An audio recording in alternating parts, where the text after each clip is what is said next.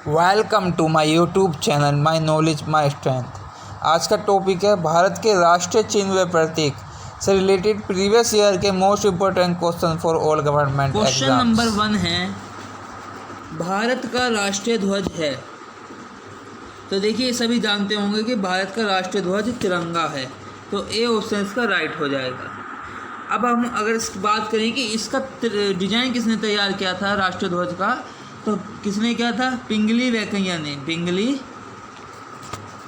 वेंकैया ने इसका डिजाइन तैयार किया था।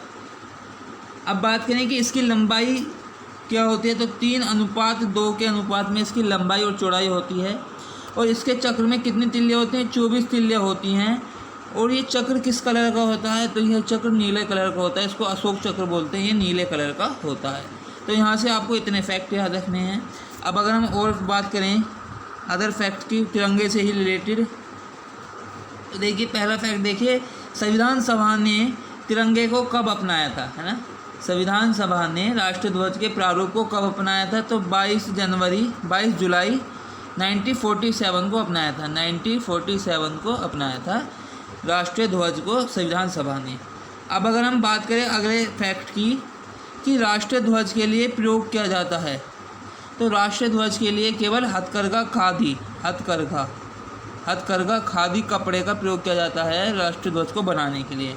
अब अगर हम बात करें तीसरे फैक्ट की, तो राष्ट्रीय ध्वज को आम नागरिकों को सम्मान सहित फहराने की अनुमति कब दी थी संविधान ने? तो 26 जनवरी 2000 को ये अनुमति दी थी कि आम नागरिक भी जो है झंडे को फहरा सकता है, परंतु राष्ट्रीय पर्व पर और सम्मान के साथ। चौथा फैक्ट है, तो यहाँ से आपको इतने फैक्ट याद रखने हैं। अब अगर हम बात करें अदर ऑप्शन की, तो देखिए बाघ, ये क्या है? ये हमारे भारत का राष्ट्रीय पशु है और इसका वैज्ञानिक नाम पूछा जाता है, तो वैज्ञानिक नाम है पैंथर टाइग्रिस। क्या नाम है? Panther Tigris. तो ये आपको याद रखना है, मोस्टली यही पूछे जाते हैं। अब बात करेंगे कमल की, ये क्या है? तो ये हमारा भारत का राष्ट्रीय फूल है और इसका वैज्ञानिक नाम क्या है? तो नेलम्बो न्यूसीफेरा इसका वैज्ञानिक नाम है, नेलम्बो न्यूसीफेरा। तो ये आपको ये ज़रूर याद रखने हैं वैज्ञानिक नाम। अगर हम बात करें मोर की, ये क्या है? तो ये हमारा राष्ट्रीय पक्षी है। क्या है? ये हमारा राष्ट्रीय पक्षी है और इसका वैज्ञानिक नाम क्या है? पावो क्रिस्टेसस। क्या नाम है? पावो क्रिस्टेसस। तो देखिए ये आपको याद रखना है, क्योंकि हमेशा ये वैज्ञानिक नाम ही पूछे जाते हैं, ये नहीं पूछे जाते, वैज्ञानिक नाम ही पूछे जाएंगे। अब अगर हम बात करें ऐसे ही कुछ अदर फैक्ट्स की रिलेटेड, तो भारत का राष्ट्रीय फल क्या है? भारत का राष्ट्रीय फल है आम। क्या है राष्ट्रीय फल? आम। और इसका वैज्ञानिक नाम क्या है? बताइए, इसका वैज्ञानिक नाम क्या है? तो इसका वैज्ञानिक नाम है मैंगीफेरा इंडिका। Mangifera indica. अब अगर हम बात करें दूसरे फैक्ट की कि भारत का राष्ट्रीय वृक्ष कौन सा है? राष्ट्रीय वृक्ष, तो भारत का राष्ट्रीय वृक्ष है बरगद, या इसको वट का वृक्ष भी हम बोलते हैं। तो ये भी आपको अच्छे से याद रखना है। इस क्वेश्चन से आपने कम से कम 10-12 क्वेश्चन आपने क्लियर कर लेंगे, तो इसको अच्छे से याद रखिएगा। नेक्स्ट क्वेश्चन नंबर 2 है, राष्ट्रीय गीत वंदे मातरम लिखा था। तो देखिए इसे लिखा था बंकिम चंद्र चटर्जी ने, तो ऑप्शन ए इसका राइट हो जाएगा। अब अगर बात करें कहाँ लिखा था, तो इन्होंने अपने उपन्यास आनंद मठ में इस गीत को लिखा था, आनंद मठ में। तो यहाँ से आपको इतना याद रखना है। अब अगर हम बात करें अदर ऑप्शन की, तो मैथिली शरण गुप्त जी, ये कौन है? तो इन्हें भारत के राष्ट्र कवि की उपाधि प्रदान की गई थी, प्राप्त है इन्हें भारत का राष्ट्र कवि कहा जाता है। अब अगर हम बात करें रविंद्रनाथ टैगोर जी की, ये कौन है? तो इन्होंने हमारे राष्ट्रगान जन गण मन की रचना की थी। हमारे राष्ट्रगान जन गण मन की रचना की थी। तो ये भी आपको यहाँ से याद रखना है। नेक्स्ट क्वेश्चन नंबर 3 है, राष्ट्रगान का सर्वप्रथम प्रकाशन हुआ था। तो देखिए राष्ट्रीय ज्ञान का सर्वप्रथम प्रकाशन हुआ था 1912 में तो सी ऑप्शन इसका राइट हो जाएगा। अब अगर हम बात करें कि राष्ट्रगान का सर्वप्रथम प्रकाशन 1912 में हुआ और इसका प्रकाशन कौन सी पत्रिका में हुआ था, तो तत्वबोधिनी। कौन सी पत्रिका थी? तत्वबोधिनी पत्रिका में सर्वप्रथम राष्ट्रीय गान का प्रकाशन हुआ था। और राष्ट्रगान को राष्ट्रीय गान के रूप में कब अपनाया गया था, तो राष्ट्रीय गान को राष्ट्रीय गान के रूप में अपनाया गया था 24 जनवरी 1950 को। कब अपनाया गया था? 24 जनवरी 1950 को इसे अपनाया गया था। अब अगर बात करें कि देखिए राष्ट्रीय गान का अंग्रेजी में अनुवाद भी किया गया था। किसके द्वारा किया गया था राष्ट्रीय गान का अंग्रेजी में अनुवाद? तो अंग्रेजी अनुवाद राष्ट्रीय गान का किसने किया था? स्वयं रविंद्रनाथ टैगोर जी ने ही किया था। रविंद्रनाथ टैगोर जी ने ही किया था। अब बात करें कि अंग्रेजी में किस नाम से किया था इन्होंने, इसका अंग्रेजी में जो राष्ट्रीय गान का अनुवाद किया गया था क्या नाम था उसका? तो क्या नाम था? Morning song of India. Morning song of India उसका नाम था। और 1990 में ये हुआ था। 1990 में इसे जो है इसका अंग्रेजी में अनुवाद किया गया था। अब अगर हम बात करें अदर फैक्ट की, तो देखिए राष्ट्रीय गान को सर्वप्रथम कब गाया गया था, तो राष्ट्रीय गान को सर्वप्रथम 27 दिसंबर 1911 को गाया गया था। और कहाँ गया था ये? कोलकाता अधिवेशन। कोलकाता अधिवेशन हुआ था। अधिवेशन होता कांग्रेस का, इसमें ये सर्वप्रथम गाया गया था। कब? 27 दिसंबर 1911 को। तो ये भी आपको इस क्वेश्चन से याद रखना है, ये मोस्ट इम्पोर्टेंट फैक्ट है, याद रखिएगा। नेक्स्ट क्वेश्चन नंबर 4 है राष्ट्रगीत को लिखा गया था। तो देखिए राष्ट्रीय गीत को लिखा गया था 1882 में, तो बी ऑप्शन इसका राइट हो जाएगा।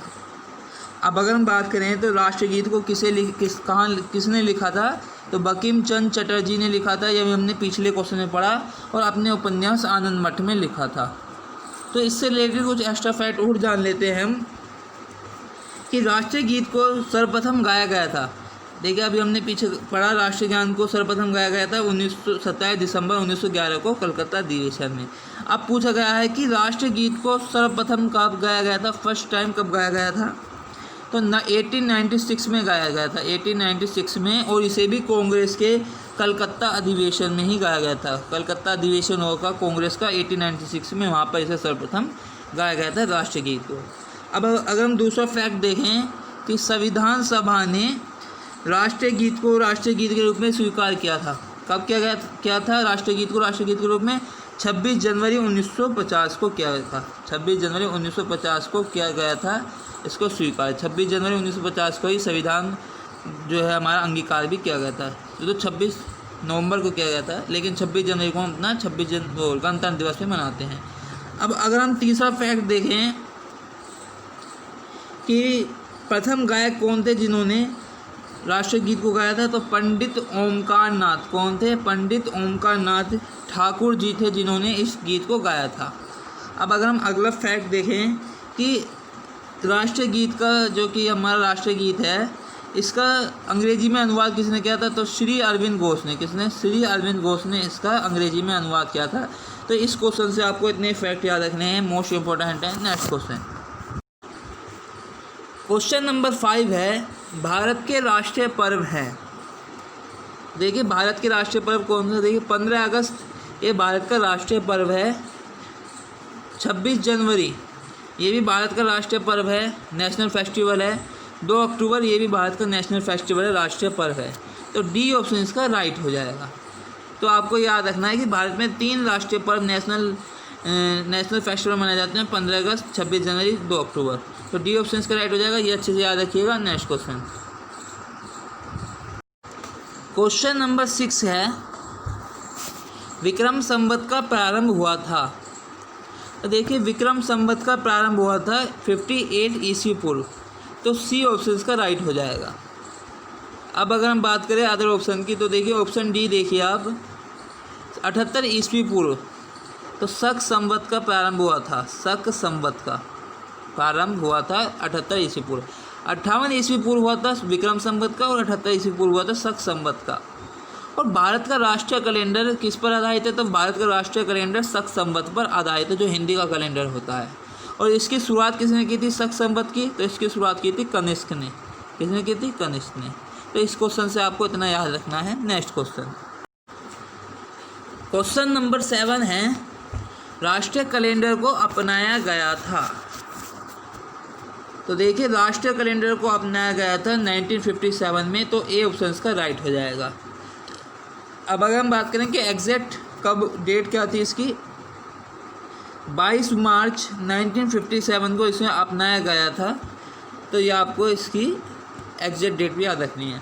अब देखिए एक क्वेश्चन पूछा गया था परीक्षा में कि जो राष्ट्रीय कैलेंडर है इसका फर्स्ट मंथ कौन सा होता है, प्रथम महीना कौन सा होता है, तो प्रथम महीना होता है चैत, और जो लास्ट महीना होता है वो कौन सा होता है इसका राष्ट्रीय कैलेंडर का, तो फाल्गुन इसका लास्ट महीना होता है। तो ये भी आपको याद रखना है, ये पूछे गए फैक्ट है परीक्षाओं में, कई परीक्षाओं में पूछे गए हैं। अब एक फैक्ट और पूछा गया था कि भारतीय राष्ट्रीय कैलेंडर जो है वो अंग्रेजी कैलेंडर क्रिश्चियन कैलेंडर से कितने वर्ष आगे है, तो ये 78 वर्ष आगे है। कितना? 78 वर्ष आगे है। तो ये भी आपको याद रखना है, ये भी पूछा गया फैक्ट है। नेक्स्ट क्वेश्चन नंबर 8 है, भारत की राजभाषा है। तो देखिए सभी जानते होंगे कि भारत की राजभाषा है हिंदी, तो बी ऑप्शन का राइट हो जाएगा। लेकिन ये नहीं पूछा गया था, पूछा गया था कि भारत की राजभाषा हिंदी संविधान के किस भाग के और किस अनुच्छेद के तहत है। तो देखिए संविधान के भाग 17 के अनुच्छेद 343 में कहा गया है, अनुच्छेद 343 में कहा गया है कि भारत की राजभाषा हिंदी होगी। किस में कहा गया है? संविधान के भाग 17 के अनुच्छेद 343 में। तो ये आपको याद रखना है, ये इम्पोर्टेंट है। नेक्स्ट क्वेश्चन नंबर 9 है, कुचिपुड़ी शास्त्रीय नृत्य है। तो कुचिपुड़ी शास्त्रीय नृत्य है आंध्र प्रदेश का, तो डी ऑप्शन इसका राइट हो जाएगा। अब अगर हम बात करें अदर ऑप्शन की, तो देखिए ऑप्शन ए देखिए तमिलनाडु का शास्त्रीय नृत्य जो कि प्रसिद्ध है वो कौन सा है, तो भरतनाट्यम यहाँ का प्रसिद्ध नृत्य है जो कि परीक्षाओं का पार्ट बनता है। अब अगर हम बात करें केरल की, तो केरल के कौन कौन से, तो कथकली और मोहिनी अट्टम, ये केरल के प्रसिद्ध नृत्य हैं जो कि पूछे जाते हैं परीक्षाओं में। और एक फैक्ट याद रखना कि कथक और कथकली, इसमें लोग कंफ्यूज हो जाते हैं। देखो कथकली तो है केरल का और कथक है उत्तर प्रदेश का, तो ये भी आपको याद रखना है। अब ये बसता है कर्नाटक, तो यहाँ का प्रसिद्ध नृत्य कौन सा है, देखिए यक्षगान, करगा, कुनीता, ये यहाँ के प्रसिद्ध नृत्य हैं, तो ये भी आपको याद रखना है। नेक्स्ट क्वेश्चन नंबर 10 है, राष्ट्रीय पक्षी दिवस मनाया जाता है। तो राष्ट्रीय पक्षी दिवस मनाया जाता है 12 नवंबर को, तो डी ऑप्शन का राइट हो जाएगा। अब हम बात करें कि भाई राष्ट्रीय पक्षी दिवस 12 नवंबर को ही क्यों मनाया जाता है, तो देखिए 12 नवंबर को डॉक्टर सलीम अली जी जो कि पक्षियों के बहुत बड़े वैज्ञानिक थे, इनकी जन्म तिथि होती है 12 नवंबर को, जिसके उपलक्ष्य में राष्ट्रीय तिथि दिवस इस दिन मनाया जाता है। तो ये भी आपको याद रखना है। नेक्स्ट क्वेश्चन नंबर 11 है, भारत का राष्ट्रीय राज्य चिन्ह स्थित है। तो देखिए भारत का राष्ट्रीय राज्य चिन्ह स्थित है उत्तर प्रदेश में, तो ए ऑप्शन इसका राइट हो जाएगा। अब अगर हम बात करें कि भारत का राष्ट्रीय चिन्ह है क्या, तो भारत का राष्ट्रीय चिन्ह है अशोक चक्र। क्या है भारत का राष्ट्रीय चिन्ह? अशोक चक्र। और ये एग्जैक्ट कहाँ पर स्थित है, तो यह सारनाथ वाराणसी में स्थित है, तो ये भी आपको याद रखना है। अब देखिए क्वेश्चन इस तरह से भी पूछ सकते थे कि राष्ट्रीय राज्य चिन्ह क्या है, अशोक चक्र। तो ये तो सभी जानते हैं, लेकिन इस तरह से क्वेश्चन को पूछा जाता है कि आदमी फंस जाए, है ना। तो आपको जो है कंफ्यूज नहीं होना है, ध्यान से क्वेश्चन को पढ़ना है और उसका उत्तर देना है, और बिल्कुल भी परेशान नहीं होना है। नेक्स्ट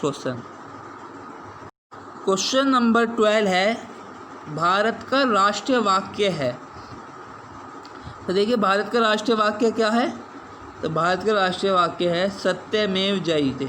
तो बी ऑप्शन इसका राइट हो जाएगा। अब अगर हम बात करें कि ये वाक्य कहाँ से लिया गया है, तो यह वाक्य मुंडकोपनिषद से लिया गया है। कहाँ से लिया गया है? मुंडकोपनिषद से लिया गया है। अब अगर हम बात करें अदर ऑप्शन की, देखिए ऑप्शन सी देखिए, हिंद देश का प्यारा झंडा, यह क्या है? तो यह हमारा राष्ट्रीय ध्वज गीत है। क्या है? राष्ट्रीय ध्वज गीत है, ये हमारा राष्ट्रीय ध्वज गीत। तो इस क्वेश्चन से आपको ये और ये फैक्ट भी याद अच्छे से याद रखने हैं। नेक्स्ट क्वेश्चन, क्वेश्चन नंबर 13 है, भारत में सर्वाधिक जनजाति पाई जाती हैं। तो देखिए भारत में सर्वाधिक जनजाति पाई जाती है मध्य प्रदेश में, तो बी ऑप्शन इसका राइट हो जाएगा। अब अगर हम बात करें कि सबसे जो बड़ी जनजाति है वो कौन सी है, तो सबसे बड़ी जनजाति है गोंड जनजाति। कौन सी जनजाति है सबसे बड़ी? गोंड जनजाति सबसे बड़ी जनजाति है, तो ये भी आपको याद रखना है। नेक्स्ट क्वेश्चन, क्वेश्चन नंबर 14 है, गुज्जर, गद्दी, लाहौली ये प्रमुख जनजातियां हैं। तो देखिए गुज्जर, गद्दी, लाहौली ये प्रमुख जनजातियां हैं हिमाचल प्रदेश की, तो बी ऑप्शन इसका राइट हो जाएगा। तो ये आप अच्छे से याद रखिएगा। नेक्स्ट क्वेश्चन, क्वेश्चन नंबर 15 है, पारसी धर्म के संस्थापक थे। तो देखिए पारसी धर्म के संस्थापक कौन थे बताइए? तो पारसी धर्म के संस्थापक थे जरथुस्त्र, तो सी ऑप्शन इसका राइट हो जाएगा। अब अगर हम बात करें अदर ऑप्शन की, तो गुरु नानक देव जी ये कौन है? तो ये सिख धर्म के संस्थापक। कौन है ये सिख धर्म के संस्थापक हैं। अब अगर हम बात करें मोजेज मूसा जी की, ये कौन है? तो देखिए मोजेज मूसा जी, ये मोजेज, इन्हें मूसा भी बोलते हैं, ये कौन है? तो ये यहूदी धर्म के संस्थापक है, यहूदी धर्म के संस्थापक हैं।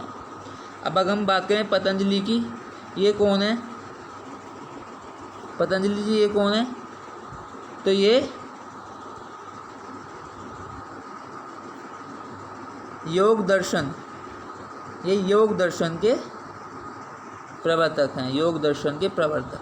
तो ये भी आपको याद रखना है, ये चारों fact. Next question, thanks for watching, please subscribe, press bell icon, notification on कर लीजिए and please share to all.